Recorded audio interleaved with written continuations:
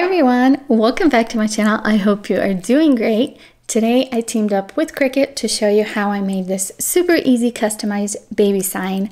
Before I jump into the tutorial, which I'm going to try and make as beginner friendly for you as possible so that if you are totally new to Cricut, you can jump right into doing almost any project after watching this video. Today I'll be using my Cricut Explorer 3. If you are not familiar with Cricut at all, it's a smart cutting machine that allows you to create personalized projects with hundreds of materials. It works with a software called Design Space that actually comes free with your machine.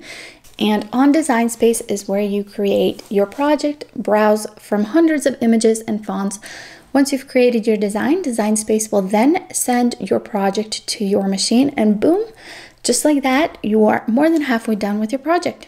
Okay, let's do this. I first started off by measuring and cutting a piece of fabric at 20 by 30 inches. The nice thing about this project is that you can use any old fabric that you have lying around, an old curtain panel, some old flat sheets. I actually used some recycled fabric from a previous project. Because I wanted my sign to resemble an old potato sack or something that looked more like linen, I actually decided to give it more color with some tan RIT dye. I quickly filled my sink about 1/4 of the way with hot water and poured in about 1/4 of the cup of some tan RIT dye. I then pre-wet my fabric for an even color and let it sit in the hot dye for about 20 minutes before pulling it out, giving it a quick rinse and drying it. And now I was ready to add my design with Cricut. In Design Space, I started by clicking the option text at the left-hand side. The default font that pops up is actually Cricut Sans, which I loved for this project. I went ahead and typed up our baby name. Next, to make the name curved, I hovered over the curve option at the top and set it to about 20. Because the letters looked a bit squished to me, I changed the letter space to 1.2 at the top as well. Next, I typed out the last name and changed the letter space to 5. Because I wanted this wording to be a bit taller, I selected it and right-clicked, then chose the option Attach.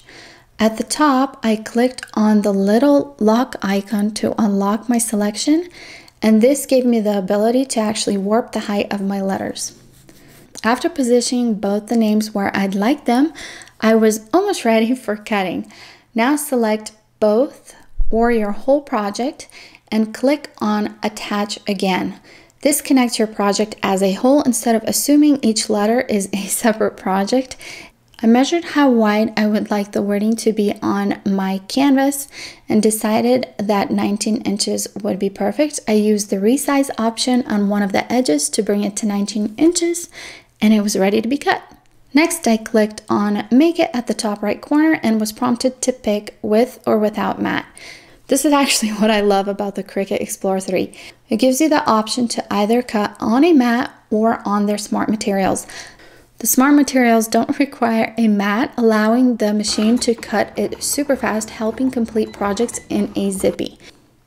Okay, the next step is very important. You need to make sure that the mirror option is selected on the left-hand side. When doing an iron-on transfer, this is required in order for the machine to cut it properly so your words don't read backwards. Next, I was prompted to pick my material. I chose Smart Iron-On, and depending on which material you're using, your Cricut machine will actually prompt you to follow a few steps before cutting. This section right here mentions about the mirror selection and also tells you to make sure that your iron-on material is shiny side down. You can cut your smart material straight out of your roll, or I like to use my handy roll holder. It helps keep my material neat while cutting. Keep in mind the roll holder is not required to cut smart materials. The material slips in between the slots and I push the load button. The machine now sucks in the amount of material you'll need for this project. That is why it's important not to pre-cut your material. I've actually done this mistake before and wasted some material. Once the machine has loaded the amount of iron-on that it needs, you're ready to cut. Simply push the flashing start button and your project will begin to cut. Once it's done being cut, I love using this roll holder to also cut my design down to size with the quick cut option on the end. And now the weeding part. This project didn't require too much intricate weeding, so I mostly used my fingers to pull away all of the unwanted iron-on. You can also use Cricut's handy little weeding tool to poke and pull out sections you don't need. Let's pull out the Easy Press. Because my ironing mat was too small for this project, I simply used a towel on my laminate floors that I double folded.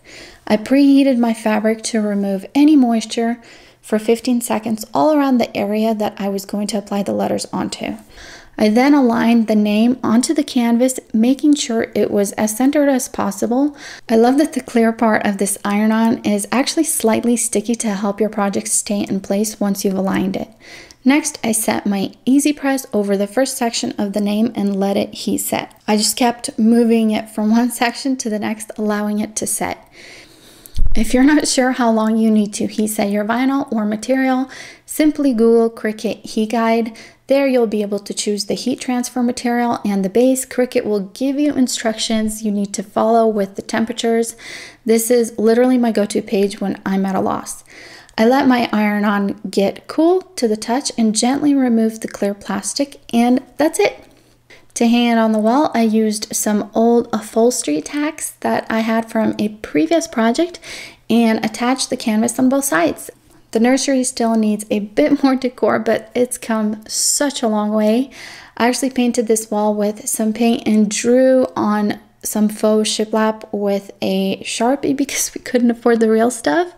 If you missed it, I did share this on my Instagram account. You can find me at Lily Arter. We also got this dresser on Craigslist for $120 that I gave a complete overhaul without stripping. That was actually a bit tricky, but as you know, I'm pregnant and I wanted to avoid stripping it with toxic chemicals. I'm hoping to share that tutorial with you guys soon. I love the effortless look of this custom baby sign. You can use this idea for so many other projects. I left the edges raw for a more linen look and tried not to iron out the wrinkles too much. And that's it for this video. I cannot wait to add all the finishing touches in this nursery. I hope you subscribe to follow along. Thank you so much for watching, everyone. If you found this video helpful, don't forget to give it a share and a thumbs up. I will see you all next time. Bye.